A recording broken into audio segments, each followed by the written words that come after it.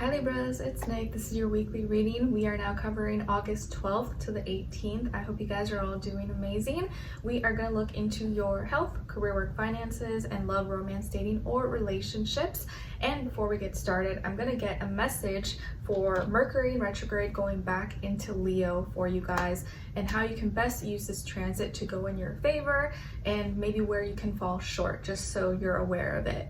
And I did already post a weekly astrological video kind of breaking it down previously. If you want to check that out, maybe you already watched it, and then you can come back and just kind of get a general vibe and feel for this week. And now we go into you personally, and this is for all my Libras, Sun, Moon, Rising, and or Venus. And don't forget, I'll have a link to the extended reading part 2 linked below in the description box or pinned up in the comments if you're interested afterwards, to dive in a little bit deeper. If you want to help support me, support the channel.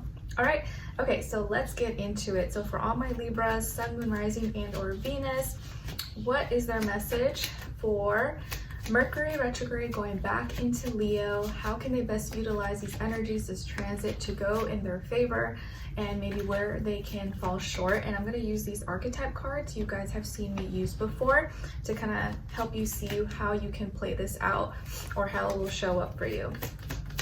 For all my Libras,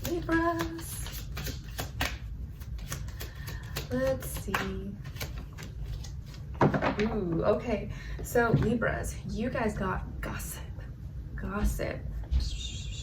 Okay, so the light attribute of gossip, so how you can use gossip but maybe in a favorable, positive way for you as Mercury retrograde is going back into Leo, and you guys are sextile Leo, so you kind of have more opportunities to participate in gossip or be a part of it, but maybe use it in a positive way rather than negative. So this is how you can utilize it. Awaken consideration for the feelings of others, honoring trust. Awaken consideration for the feelings of others and honoring trust. So maybe if you overhear or someone is trying to get you to talk about someone, instead of like talking about that person, maybe you can stand up for them and be like, hey, you know what? Let's wait till this person's here and we can actually have a discussion in person. Or maybe you defend that person. You're like, oh, you know what, you guys, it's not really that fair. They're not here to respond for themselves, and maybe we shouldn't be talking about them like this. Or actually, that's not how I feel about this person. They've shown these characteristics and they're actually honest and this and this and that. So you don't always have to participate in a negative way. You can stand up for someone, or you can actually make them, put them in a better light than how maybe others are painting them, if that makes sense. Okay, then the shadow attribute, so how you could fall short with Mercury in Leo and maybe being a part of or in entertaining or participating in gossip, is thriving on the power of passing on private or secret information and betraying confidence. So thriving on the power of passing on private or secret information and betraying confidence. So that's pretty self-explanatory. At this time with Leo or Mercury retrograde going back into Leo, you can either use gossip in a positive way that's going to favor you and not lead to any blood on your hands or bad karma, but and know that you can fall short if you do it in this like negative, toxic way where you're betraying trust, you're maybe passing information that was only meant to be shared with you and not to be shared with other people. Okay, all right, so I think that's pretty obvious. I feel in my heart most of you are not going to be in that kind of mind frame and you're not trying to do it, but it's good to just keep it in the back of our mind. Okay, all right, now let's get into your reading. So Libras, when it comes to your health for this week, so body, mind, soul, spirit, however it resonates, you guys got the 6 of Cups. Nice. So this week when it comes to your health, it feels like you're feeling more emotionally connected and you're connecting deeper and more naturally to yourself, to your inner child, your true self. And this reconnection could be happening because of a relationship, a bond that you're nurturing, that you're connecting with. Maybe you're hanging out or spending more time this week with a child, a sibling, an old friend, a family member, or just someone that you care about, someone that you love possibly, and spending time with this person, connecting or reconnecting makes you feel whole. It just like makes you feel warm and alive again. You know, when you just have a great conversation, or you're just spending time with someone you love, and it could just be a friend, family member, anyone, you're just like, like you feel so much better afterwards. That's the kind of connection here. And this can be someone that maybe you've known for a while, or you grew up with maybe, or you guys have a lot of history. Maybe you haven't seen this person in a while, so now that you get to see them, you're so excited. It brings you back to your old self, reminds you of old memories, or you guys, when you reconnect, you're like, oh yeah, I remember when we did this, remember when that happened, and that was so funny. Or like, you know, you just kind of repeat things, or you are very nostalgic, but it helps you kind of remember who you were and who you've always been. Okay, so there's this reconnection happening in your health, and I feel like it's more on an emotional level, and it could be because you're reconnecting in real life with like a person, a friend, a sibling, a family member, or a loved one that you care about. Okay, but this could even just be you on your own, like you yourself, you're taking better care of yourself, you're understanding yourself, or you're learning more about you and who you are, what makes you happy, and so you just feel a little bit more whole and more content maybe, and it's showing and reflecting in your health. So there's more balance, more flow, you're more relaxed, you're less tense or uptight. Okay, really nice. Now, when it comes to your work, school, career, and finances, you guys got the Lovers, Gemini energy. So maybe some of you have Gemini in your chart, or you're dealing with the Gemini, Sun, Moon, Rising, and or Venus, or just the energy overall when it comes to, you know, your finances, work, business, school, stuff like that, contracts, negotiations.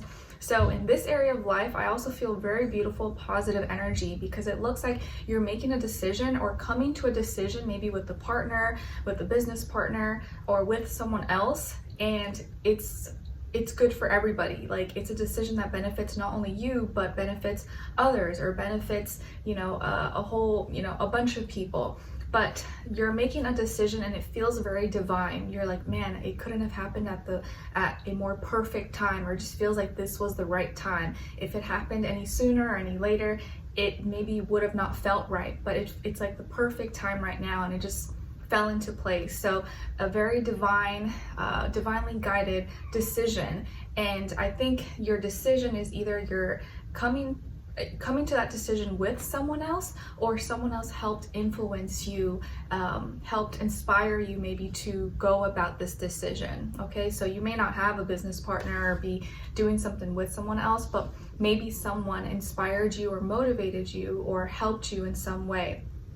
I also see that maybe this decision benefits you and let's say like your spouse or your partner. Maybe this job, let's say you accept an offer for a job or a promotion or something, or a project, and this project or this job helps you have a better connection with your partner. Maybe you're able to spend more time with them, or you're able to work closer to them, or now you guys are able to save more money to move into your dream home, or you know, it facilitates or allows your relationship maybe to bloom, to prosper, and you feel really at peace. You feel like this is really balanced, really harmonious, or it gets you closer to finding maybe more relatable relationships and bonds and connections. So even if you're single, you just feel like this is the right decision, and maybe someone has helped you, or it's benefiting both you and your partner or someone else. Or if you're married maybe, or you're with someone, this could be something that's beneficial for your marriage, for both of you, for your future dreams and goals and aspirations.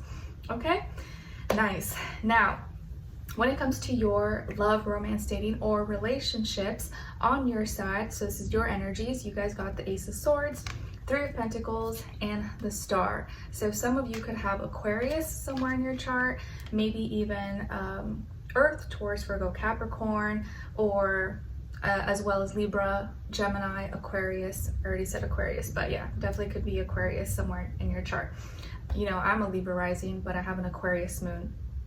Okay, now on this other side for this other person, so this could be someone you're dealing with or you will be dealing with at some point, and this is their energies.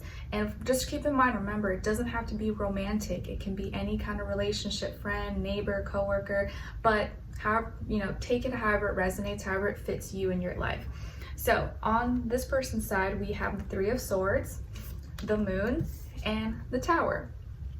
Okay, so as far as who you could be dealing with, I definitely feel like this person could be a water sign, specifically Pisces, Scorpio, maybe Cancer, but more Pisces, Scorpio energy, or also an air sign like yourself, Aquarius, Libra, Gemini, Sun, Moon, Rising, and or Venus, but it doesn't have to be. It could be any sign, like I always say to you guys. It could just be the energy this person is embodying, playing out, or maybe be like a mixed match of one of those.